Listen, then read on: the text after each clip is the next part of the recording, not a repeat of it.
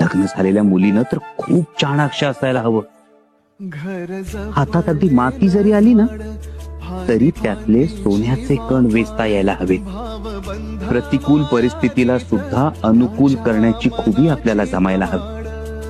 आम्हाला नेहमीच वाटतं, आम्ही नेहमीच ऐकत आलो आहोत, संसाराच्या सुखाची पहिली पायरी असते समंजस मनमिळावू पत्नी. पत्नीनं घरादारात एकोपा ठेवायचा असतो. पत्नीनं पतीची बुद्धीनं तेजानं आरोग्यानं साथ द्यायला हवी. आयुष्याच्या प्रत्येक लढाईत पतीच्या खांद्याला खांदा लावून उभं राहायला हवं. तो खरा संसार. आबासाहेब, आम्हाला हे का सांगताय?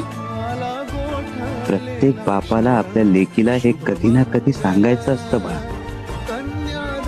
म्हणून सांगितलं.